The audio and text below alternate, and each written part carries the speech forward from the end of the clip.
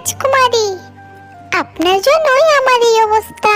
এই অভিশাপ থেকে কবে মুক্তি পাবেন আপনি? আমারও যে পরিবারের কাছে যেতে মন চায়। চিন্তা করো না মৌরানী, একদিন ঠিক আমাদেরকে কেউ না কেউ সাহায্য করতে আসবে। আমার এই ফুলের মধু যদি কোনো পাখি ওষুধ মনে করে খায়, তাহলে আমি এই অভিশাপ থেকে মুক্তি পেয়ে যাব। কিন্তু রাজকুমারী, পাখিরা যে মধু খায় না, তাই তো তোমাকে আমি আমার সঙ্গে রেখেছি। তুমি জঙ্গলে গিয়ে দেখবে কোনো পাখি যদি অসুস্থ থাকে, তাহলে তাকে তুমি আমার এই ফুলের কথা বলবে। সে যদি এই ফুলের মধু খায়, তাহলে আমিও তুমি মুক্তি পেয়ে যাব।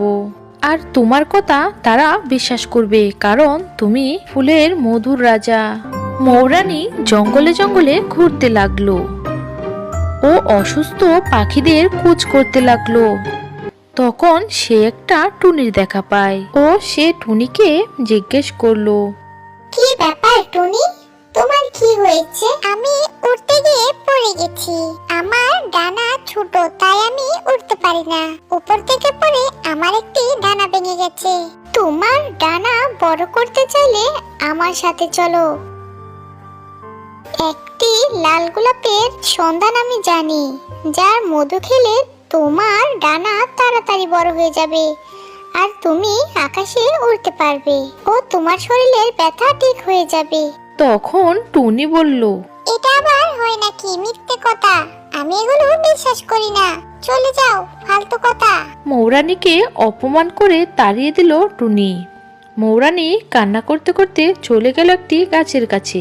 সেইখানে গিয়ে সে দেখতে পেল একটি কাক কান্না করছে। তখন মৌরানী কাকটিকে জিজ্ঞেস করলো, তোমার কি হয়েছে?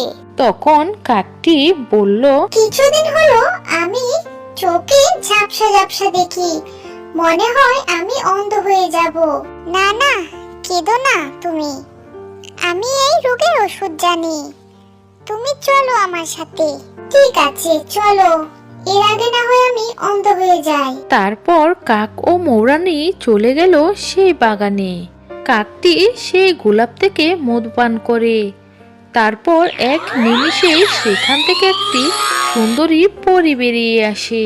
সেই পরীকে একটি সাধু অভিশাপ দিয়ে ফুল বানিয়ে দিয়েছিল। এখন সে মুক্ত। তারপর পরী তার জাদু দিয়ে কাকের চোখও ভালো করে দেয়। তে সবাই খুশি হয়ে যায় ও সবাই তাদের পরিবারের কাছে ফিরে যায়। বন্ধুরা, আমাদের এই গল্পটি ভালো লেগে থাকলে আমাদের চ্যানেলটি